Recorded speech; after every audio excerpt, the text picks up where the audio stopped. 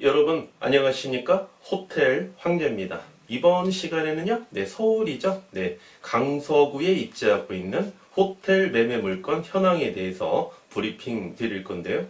먼저 사례를 통해서 여러분께 팁을 하나 드리고 본 물건에 대해서 말씀드리도록 하겠습니다. 사례죠? 사례. 이분께서는 서울에 거주하고 계시고 있는데요.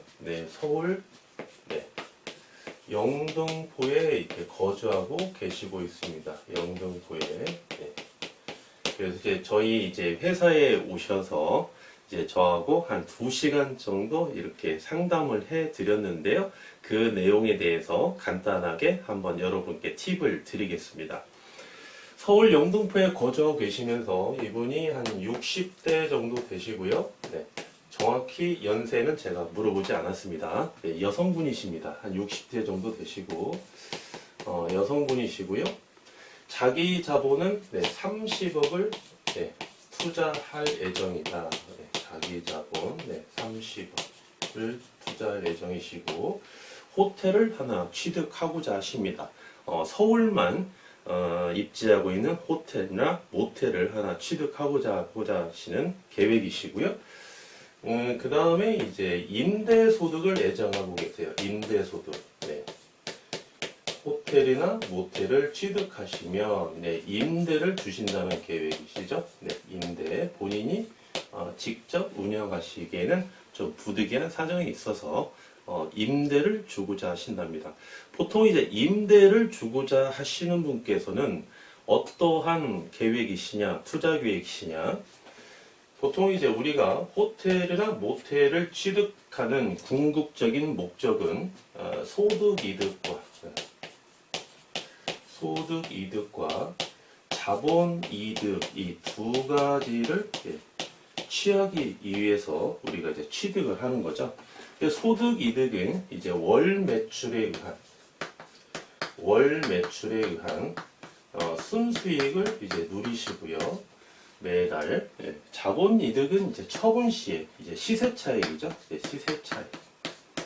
시세 차익을 누리기 위해서 취득을 하시는데, 제가 말씀드리는 거는 호텔이나 모텔은 수익형 부동산입니다. 수익형 부동산이기 때문에 어떻습니까? 소득 이득에 조금 더 비중을 많이 두고 투자하는 부동산이다, 이렇게 말씀을 드렸죠. 그래서 원칙적으로는 소득 이득의 비율을 한 70% 정도 이 정도 주시고, 향후에 처분 시에 자본 이득, 즉 시세 차익에 대해서 한 30% 정도, 이 정도 우리가 시세 차익을 누리기 위해서 투자하는 부동산이 바로 호텔이나 모텔이다, 이렇게 말씀을 드렸죠. 그런데 예외도 있습니다. 예외. 어떤 경우입니까? 바로 이러한 경우죠. 우리 의뢰인처럼 말이죠. 나는 좀 시세 차익에 비중을 좀 많이 두고 싶다, 이거죠. 왜?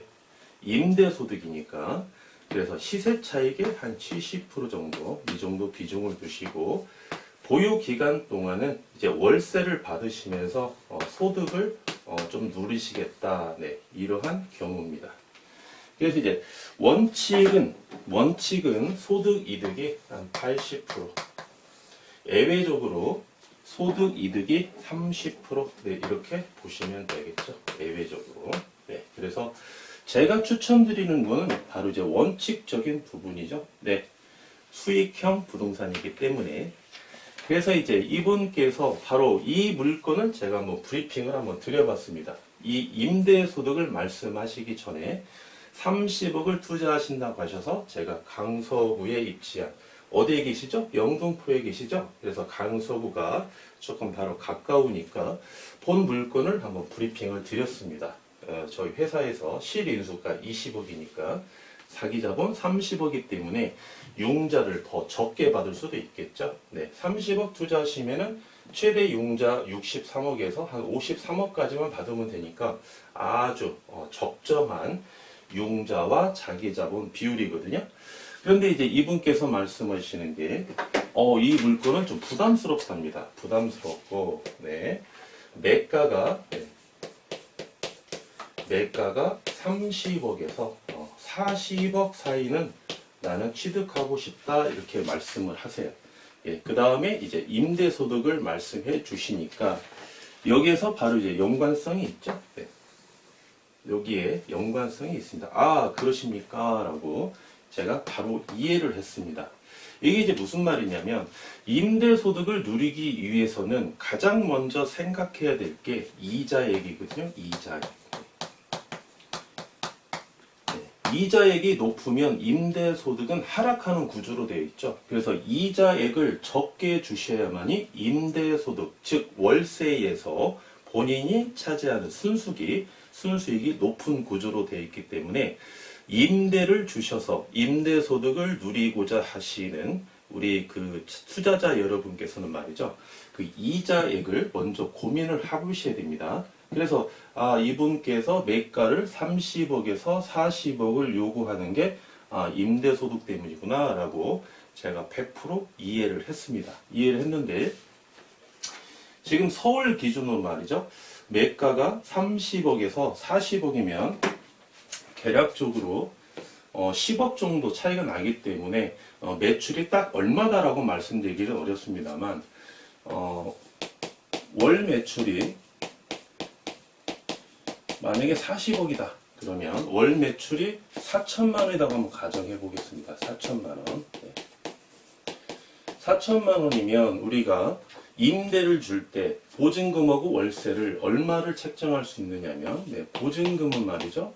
서울이기 때문에 이 의뢰인께서는 보증금을 좀 높게 받고 싶겠죠. 그래서 한 지방 같은 경우는 광역시를 제외한 지방 같은 경우는 월세가 4천만 원이면은 뭐 한 3억 정도 이렇게 보셔야 되는데 이 의뢰인께서 원하시는 보증금은 한 5억이실 겁니다. 5억. 5억에 월세가 4천만 원이면은 한 1,400만 원 정도 최대 이 정도를 원하실 거예요. 물론 이거는 바로 임대인의 지위에서 보시는 보증금인가 월세죠. 만약에 임차인 지위에서 보증금과 월세를 보셨을 때에는 서울 월 매출 4천이면은 이 조건은 또 본인에게 맞지 않겠죠. 네.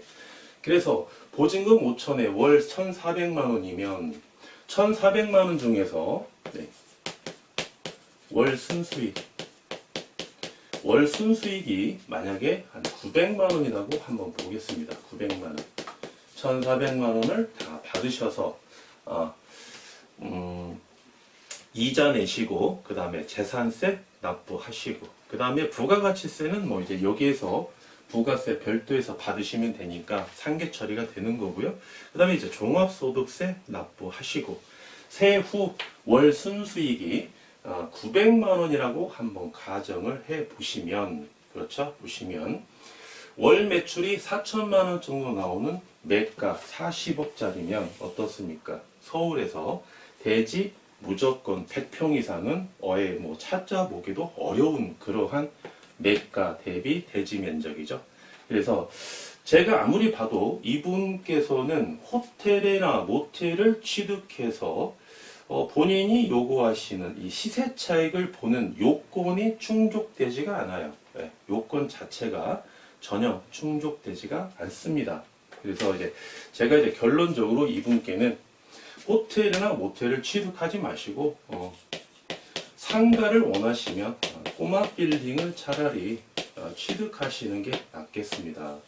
의뢰인께서는 호텔이나 모텔을 취득하시게 되면 오히려 꼬마 빌딩보다는 시세 차익을 더 많이 누리시기도 어려우시고 임대를 주시게 되면 또 한 2년 후에 또 다른 임차인, 신임차인을 구하시기 위해서 이런 꼬마 빌딩보다 더 어려운 환경에 처하실 수도 있다. 네, 이렇게 말씀을 드리고 차라리 서울에 한 50억 정도 대출금을 많이 원하시지 않으시니까 한 50억 정도 해당하는 꼬마 빌딩을 취득하셔서 20억 융자 받으시고 자기 자본 30억 투자하셔서 조금 수익이 낮더라도 향후 시세 차익을 원하시는 그런 투자자 계획이시니까 차라리 꼬마 빌딩을 취득하는 게 낫겠습니다 라고 말씀을 드리고 제가 미팅을 마쳤습니다. 가장 최근에 있는 또 미팅인데요.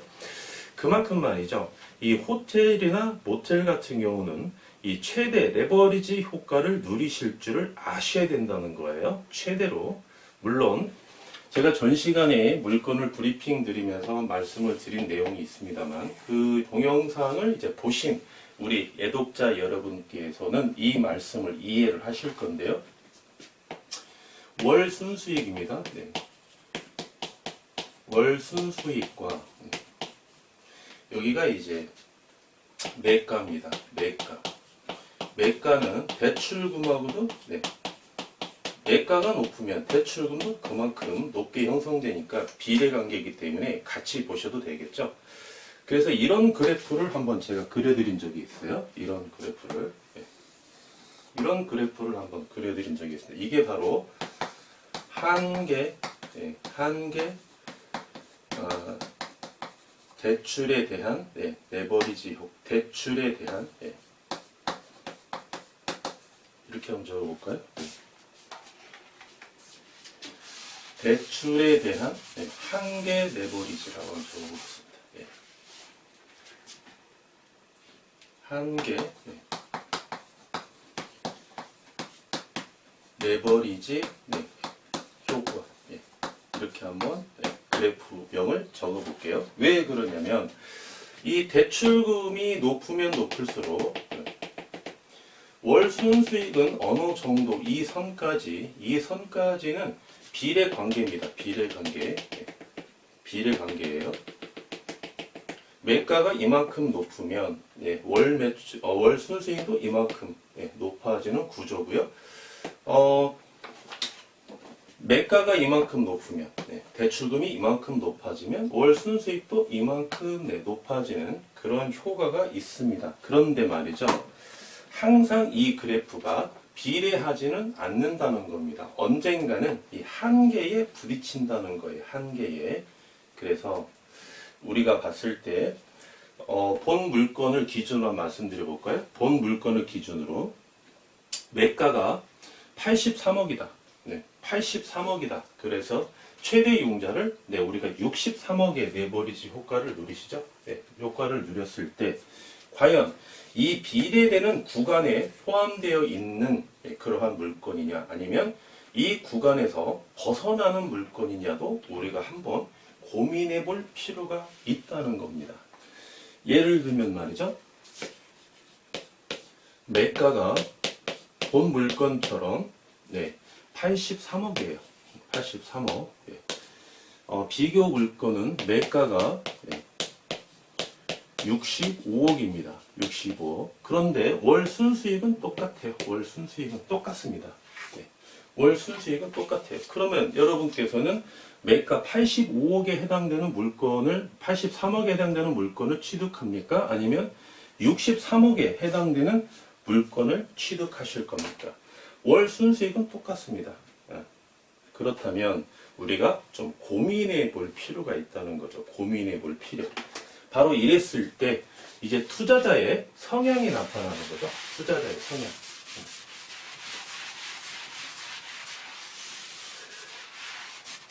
월 순수익이 똑같다는 거는 소득 이득이 똑같다는 거죠. 소득 이득. 소득 이득과 자본 이득 방금 말씀드렸는데요. 매가 대비 소득 이득은 같다는 거예요. 같다는 거. 이게 A 물건, 이게 B 물건이라고 한번 보겠습니다. 그러면 자본 이득을 물론 자본 이득을 누리기 위해서는 여러 가지 요건이 좀 충족이 돼야 되겠죠. 그만큼 시설 관리도 잘 하시고요. 가장 중요한 거 월 매출을 우리가 꾸준히 유지하는 거 가장 중요하고요. 시설 관리, 고객 관리, 직원 관리 일정한 요건이 충족이 됐을 때만이 우리가 자본 이득을 누릴 수 있는데 그 요건이 충족이 된다라고 가정을 했을 때 자본 이득을 더 많이 볼 수 있는 물건은 A 물건일까요? B 물건일까요? 매가 하나만 가지고 기준을 했을 때 당연히 A 물건, 매가가 높은 물건이 자본 이득을 더 많이 취할 수 있겠죠. 그래서 우리가 똑같이 똑같이 순수익을 누린다고 해서 내 자본을 적게 투자하고 융자를 적게 받으면서 A, B 물건을 취득하는 투자자와 똑같은 순수익을 누리으나 나는 더 많이 자기 자본을 투자하고 레버리지 효과를 더 많이 누려서 나는 A 물건을 그래도 취득하겠다 라고 하는 투자자는 말이죠. 여기에서 바로 성향이 갈린다는 겁니다. 여기에서. 그래서 우리가 순수익, 여기서 순수익은 자본이득과 소득이득입니다. 투자금액, 투자금액을 봤을 때 우리가 보수적인 투자자, 안정적인 투자자는요, 바로 그래프를 이렇게 그릴 수가 있고요. 조금 공격적인 투자자는 조금 그래프를 이렇게 그릴 수가 있겠죠. 투자 금액이 같습니다. 투자 금액은 동일해요. 투자 금액은 동일하나 어떻습니까? A 투자자는 말이죠. 여기에 순수익을 누리는 거고요. B, 여기가 B네요. B 투자자는 여기에 해당되는 수익을 누리는 거고, A 투자자는 여기에 대한 순수익을 누리는 거죠. 그래서 이 차이점이 뭡니까? 이 차이점. 이만큼의 순수익이 차이가 나죠? 이만큼의 순수익은 우리가 소득이득은 동일하다고 말씀드렸기 때문에 이만큼의 순수익의 차익은 자본이득에 대한 차이다, 이렇게 말씀드릴 수 있겠습니다. 여러분, 이렇게 충분히 이해가 가시죠? 그래서 우리가 A 물건에 투자하는 게 좋다, 또는 B 물건에 투자하는 게 좋다, 이게 좋다 나쁘다의 개념 자체가 아니고요. 본인에게 맞는 물건이 A 물건인지 B 물건인지를 좀 고려해 보실 줄 아셔야 된다는 겁니다. 왜? 선택을 하실 때 A 물건과 B 물건을 어느 물건을 선택을 하느냐에 고민을 하실 때 단순한 논리로 우리가 선택을 하시면 안 되고요. 좋은 점과 그 다음에 나쁜 점, 내가 이 정도의 리스크는 내가 커버를 할 수 있겠다, 이 정도의 리스크는 내가 좀 부담스럽다라고 판단되는 부분을 우리가 체크리스트를 하셔서 목록화해서 비교 분석을 하실 줄 아셔야 되고요. 그 중에 하나, 한계 레버리지 효과도 반드시 비교 분석을 해 보실 줄 아셔야 된다는 겁니다. 그래서 여기에서 비례되는 부분이 뭡니까? 비례되는 부분은 바로 소득이득은 비례가 된다. 소득이득은. 그러나 이 한계 레버리지 효과를 이렇게 적용받는 이 구간에서는 소득이득에서는 적용되지 않고 향후에 자본이득을 취했을 때 이만큼의, 그렇죠? 이만큼의 우리가 수익률을 더 누릴 수 있다. 하지만 그렇게 누리기 위해서는 안정적인 투자자보다는 공격적인 투자자에 해당이 되기 때문에 공격적인 투자자는 안정적인 투자자에 비해서 어떻습니까? 리스크가 더 크죠. 리스크가 큰 만큼 그 반대급부로 자본이득을 A 투자자, A 물건보다는 더 많이 누린다는 것이죠. 그래서 여러분께서 여기까지 꼭 좀 이해를 하시는 과정이 좀 중요하시고요. 우리 의뢰인께서는 그러한 경우에는 호텔이나 모텔을 취득하시는 것보다는 차라리 꼬마 빌딩을 취득하시는 게 조금 더 유리하겠습니다 라고 제가 그렇게 상담을 해드리고 저하고 이제 인사도 나누고 서로 이제 말씀도 나누면서 이제 꼬마 빌딩에 대한 상담을 한번 다른 분에게 한번 해보시고 그 다음에 꼬마 빌딩을 취득할 것인지 아니면 호텔이나 모텔을 취득하실 것인지 우리 의뢰인께서 한 번 더 고민해 보시고 다시 이제 전화를 주시기로 이제 약속을 하셨는데요.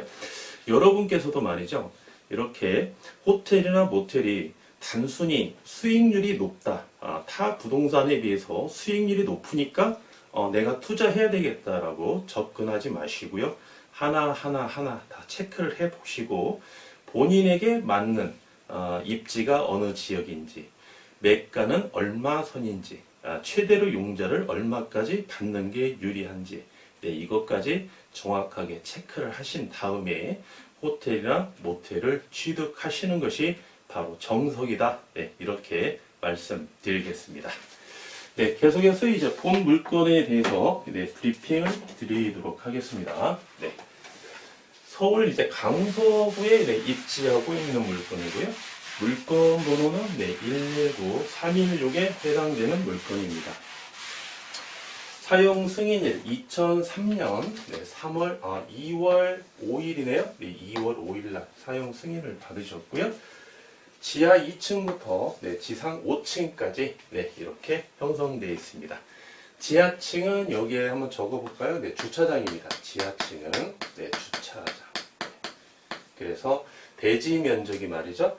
664제곱미터 201평인데 주차 어떻습니까? 30대죠? 30대. 이렇게 봤을 때는 우리가 주차를 어떻게 추정할 수 있겠습니까? 주차장. 제가 공식 가르쳐 드렸죠? 한 번 더 기재해 볼까요? 아주 중요한 거니까 여러분 꼭 이 정도는 알고 계시면 좋겠죠? 주차 대수는 말이죠. 대지 면적.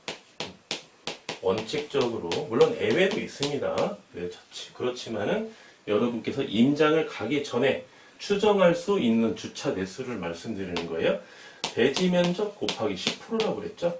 그러면 본 대지가 201평이니까 201평에 10% 하면은 주차 대수가 약 20대 정도 되겠죠. 20대. 요 지하가 주차장이고요. 주차가 30대가 된다고 그랬으니까 지상에 주차가 20대에 지하에 주차가 한 10대 정도가 가능해서 30대구나. 이렇게 우리가 현장을 가보지 않더라도 이렇게 주차장을 우리가 확인할 수 있겠습니다. 연면적 3197제곱미터고요. 평수로는 967평입니다. 현재 매가 83억에 진행하고 있는 호텔이고요. 소유자께서는 직영 중이시죠? 최대 용자 63억까지 가능하시고요. 현재 소유자는 46억까지만 이렇게 레버리지 효과를 누리고 계시고 있죠. 따라서 최대 용자 63억을 우리가 레버리지 효과를 누리신다면 실인수가 20억으로서 본 호텔을 취득하실 수 있겠고요. 월 매출은 8,200만원씩 꾸준히 형성되고 있는 호텔입니다. 객실수 50개. 주차 30대 말씀드렸죠. 용도 지역이 좀 낯선 용도 지역이 나왔죠. 자연 녹지 지역. 녹지 지역 중에서도 자연 녹지 지역인데요. 여기 이제 자연 녹지 지역 한번 말씀 잠깐 드리고 넘어가도록 하겠습니다. 자연 녹지 지역 이렇게 나왔는데요. 제 유튜브를 보시면 말이죠. 재생 목록이 있습니다.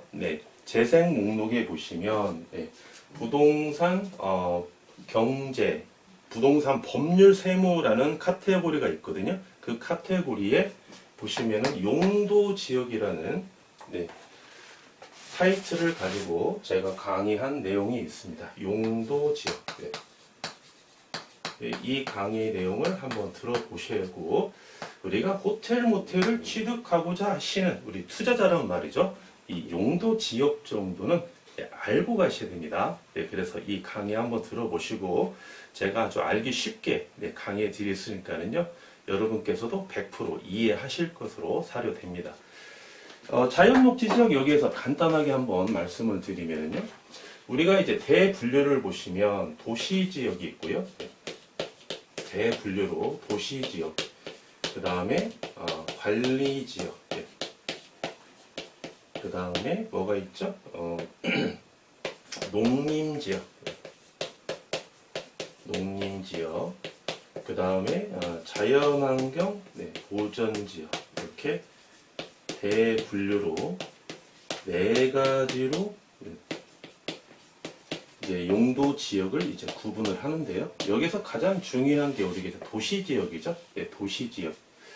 이 도시 지역도 말이죠. 분류가 아주 까다롭게 되어 있습니다. 용도 지역이. 네, 그래서 처음 접하시게 되면 이 용도 지역이 조금 이제 헷갈릴 수도 있는데, 그래도 여러분 용도 지역만큼은 우리가 충분히 이해를 하셔야 되는데요. 이 도시 지역은 말이죠. 도시 지역. 도시 지역은 또 나눠지죠. 도시 지역은 주거 지역. 네. 주거 지역. 네. 두 번째로 이제 상업 지역. 네. 우리가 호텔이나 모텔은 주 용도 지역이 어디입니까? 그렇죠. 상업 지역이죠. 네, 상업 지역. 중심 상업 지역, 일반 상업 지역, 유통 상업 지역, 근린 상업 지역. 예. 상업 지역에서 원칙적으로 호텔이나 모텔이 허가가 나는 용도 지역이죠. 예, 세 번째로 이제 공업 지역입니다. 예. 공업 지역에서도 예, 허가가 나죠. 예, 준공업 지역 이런 지역에서도, 물론 주거 지역에서도요. 제3종 일반 주거 지역 같은 경우, 서울 같은 경우 관광 호텔이 허가가 나는 경우도 있습니다. 실제로 허가가 나서 운영되고 있는 그런 관광 호텔도 있고요. 네. 그 다음에 네 번째가 이제 녹지 지역이죠. 네, 녹지 지역. 네. 그래서 도시 지역도 대분류로 이렇게 네 가지로 구분이 되는데, 여기에서 이제 우리가 이번 시간에 잠깐 말씀드릴 수 있는 용도 지역이 바로 녹지 지역이죠. 네, 녹지 지역. 녹지 지역은 네, 보전 녹지 지역이 있고요. 네, 보전 녹지 지역이 있고, 두 번째로 생산 녹지 지역. 네, 녹지 지역이 있습니다. 생산 녹지 지역. 네. 보전 녹지 지역. 네, 마지막으로 이제 세 번째. 이 세 번째가 바로 자연 녹지 지역이죠. 네. 자연 녹지 지역 이렇게 나와 있는데, 여기에서 이제 우리가 규제가 강화되느냐, 규제가 완화되느냐를 좀 보셔야 되겠죠. 어느 지역이 규제가 강화가 되는지 완화가 되는지, 이 규제는 뭐죠? 건축행위라고 봐도 되겠죠. 내가 내 땅에 건물을 지을 수 있느냐 없느냐, 이 규제의 강화. 규제가 강화될수록 건축행위를 하기가 어렵다는 얘기죠. 말 그대로 녹지지역인데 보전을 한다는 녹지지역입니다. 그러면 어떻습니까? 말씀 그대로 규제가 강화가 되는 그런 지역이겠죠. 생산 녹지지역은 무슨 지역이냐? 생산 녹지지역은 도시지역 내에 전답 과수원, 임야, 이런 게 있죠. 생산하고 있는 녹지지역이다 이렇게 보면 되겠습니다. 이 지역에서 벼농사를 짓고 있다. 어디에서? 도시지역 내에서. 그러면은 생산 녹지지역이다 이렇게 보시면 되겠고요. 마지막으로 자연 녹지지역이 가장 규제가 그나마 완화가 되는 지역이죠. 어느 지역에서? 녹지지역 내에서. 그래서 자연 녹지지역은 네, 일부 개발 행위를 할 수 있는 용도 지역이 바로 자연 녹지 지역입니다. 일부입니다. 네, 일부. 네, 그래서 이 자연 녹지 지역에 보면 저희는 이제 호텔 모텔이지 않습니까?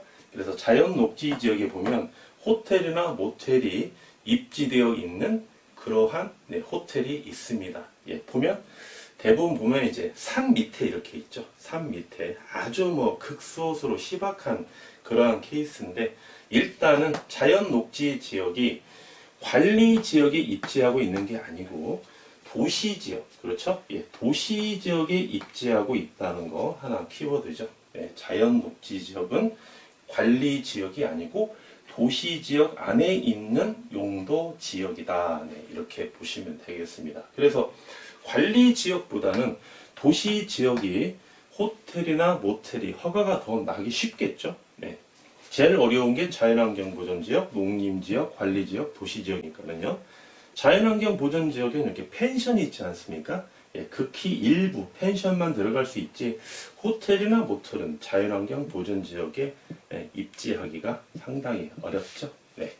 그래서 서울에서도 이렇게 자연녹지 지역의 일부 개발 행위가 허가가 되기 때문에 이렇게 호텔이 입지하는 경우가 있다. 네, 이것도 하나 여러분 알고 계시면 되겠습니다. 그래서 이제 본 물건에 대해서 말씀을 드리자면 공시지가 마지막 내용 이제 말씀 안 드렸네요. 공시지가가 제곱미터당 290만 원입니다. 290만 원. 한 평으로 환산하시면 958만 6,777원에 해당되는 서울 강서구에 입지하고 있는 호텔 매매 물건 현황이고요. 본 물건은 2019년이죠.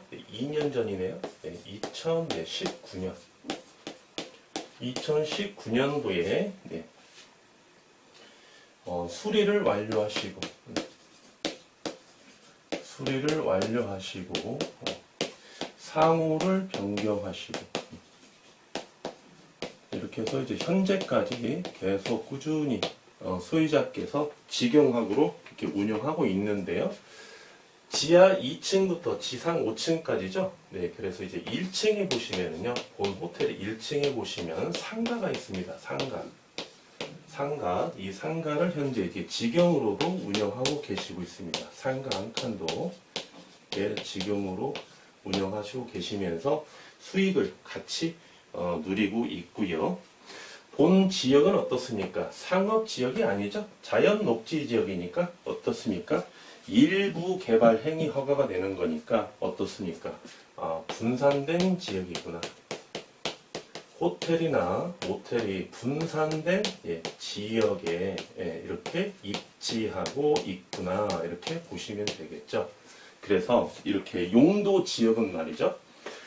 용도 지역을 우리가 알면 호텔이나 모텔, 아파트도 마찬가지입니다.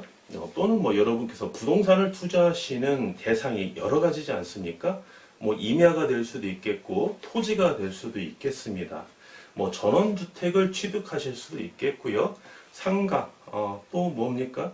임야, 전답 과수원을 취득하실 수도 있겠는데, 이렇게 용도 지역 정도는 아셔야 여러분께서 투자 대비 부동산에 대해서 아시는 데 있어서 가장 기초적인 내공을 쌓을 수가 있다. 네, 이렇게 말씀드릴 수 있겠습니까? 바로 나오지 않습니까? 본 호텔이 자연 녹지 지역이다. 자연 녹지 지역은 일부만 개발 행위가 허가가 되기 때문에 호텔이나 모텔이 밀집되어 있는 중심 상업지역, 일반 상업지역 이런 상권이 아니고 당연히 분산되어 있는 지역이겠구나. 왜? 허가가 잘 나지 않는 용도 지역이니까. 그래서 이렇게 바로 나오지 않습니까? 분산된 지역에 입지하고 있다. 이렇게 보시면 되겠고요. 마지막으로 이제 본 물건의 이자 지급액과 기대 수익률 한번 살펴보도록 하겠습니다. 이자 지급액. 자기 자본 20억 투자하시면 최대 용자 63억이죠. 63억. 이자율은 4.8% 이렇게 보시면 되겠고요. 1년에 부담해야 될 이자가 3억 200만 원입니다. 한 달에 부담해야 될 이자는 2,520만 원이네요. 2,520만 원. 마지막으로 이제 기대 수익률 한번 살펴봐야 되겠죠? 기대 수익률 한번 보겠습니다. 기대 수익률.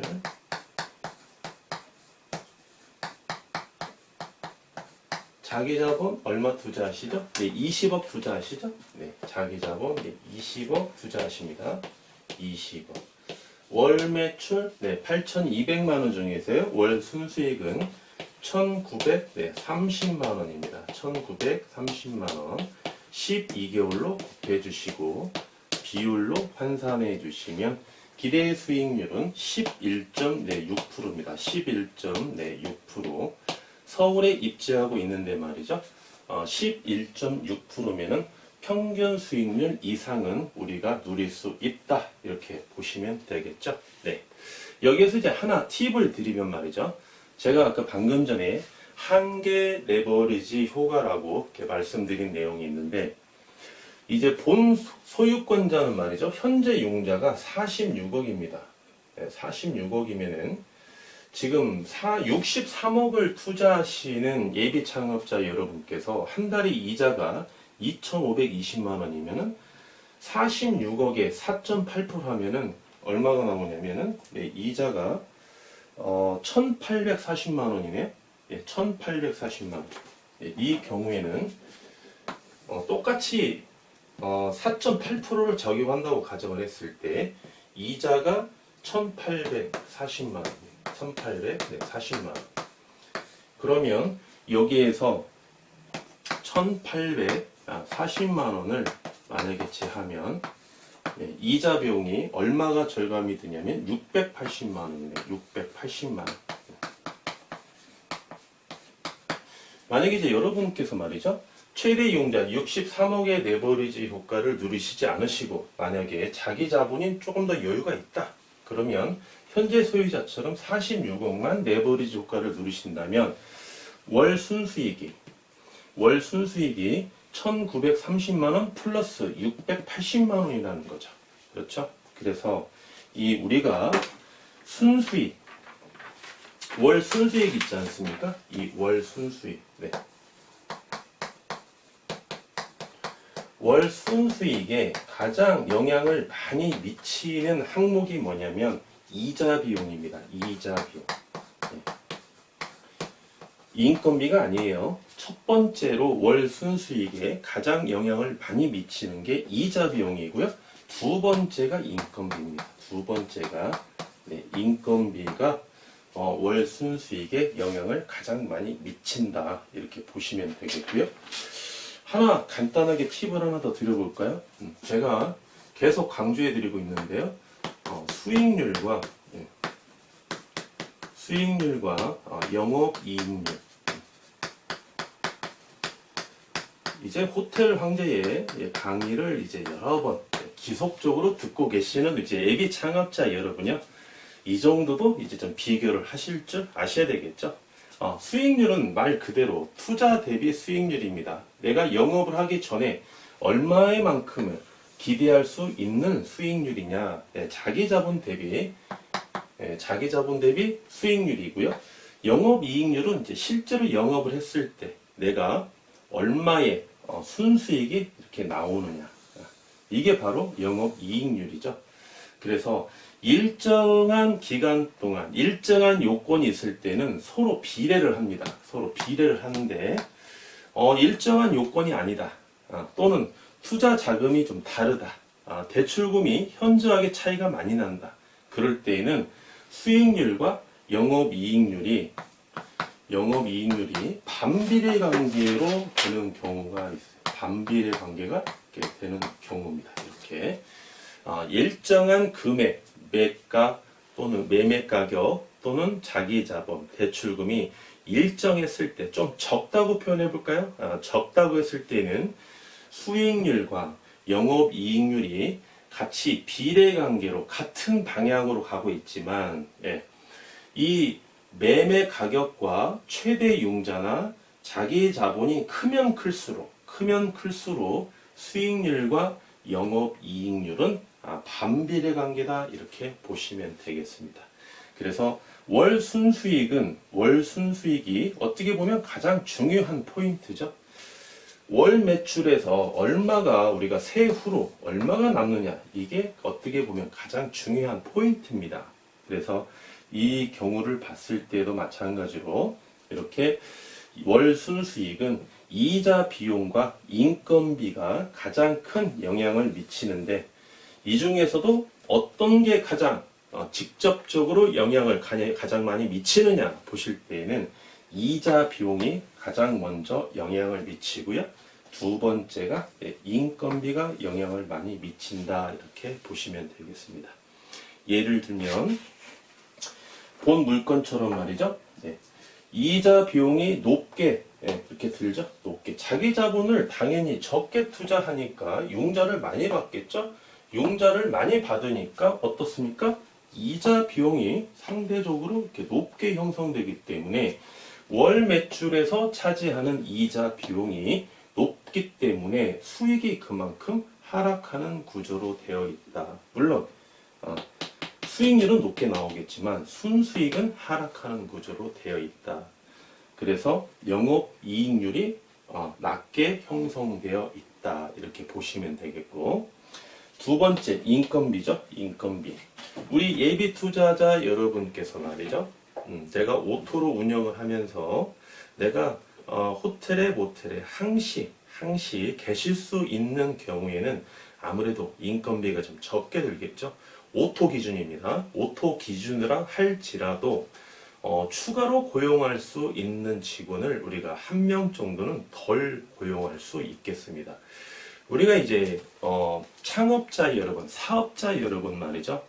우리가 고용 인원수로 봤을 때 약 1.5명의 역할을 하십니다. 우리 사업자 여러분께서는 경험이 없다 하시더라도 직원 대비 1.5명의 역할을 더 하실 수가 있다는 거예요. 따라서 내가 어떤 사업을 병행한다든지 내가 항시 하루에 한 서너 시간씩 이렇게 계속 호텔을 관리할 수 있는 시간적인 여유가 없다. 그러면 인건비가 타 사업자에 비해서 그만큼 더 많이 소요가 되겠죠. 지출이 되기 때문에 순수익은 하락할 수밖에 없다. 하락할 수밖에 없다. 순수익이 하락하면 영업이익률도 역시 하락할 수밖에 없다. 이런 구조를 가장 논리적인 구조입니다, 여러분. 이 정도는 우리가 알고 가야 될 것 같습니다. 네, 이번 시간에 말씀드린 내용은요. 서울 강서구에 입지하고 있는 자연녹지 지역이죠. 호텔이나 모텔이 분산된 지역이고요. 현재 본 호텔은 2019년도에 수리를 완료하셨고 상호까지 변경하셔서 현재 꾸준히 월 매출 8,200만 원을 올리고 있는 호텔이다라고 이렇게 보시고요. 자기 자본 투자 대비 취득하실 수 있는 우리 실수요자, 예비 창업자 여러분께서는요. 본 물건에 대해서 임장을 권유드리겠습니다. 감사합니다. 지금까지 호텔 황제였습니다.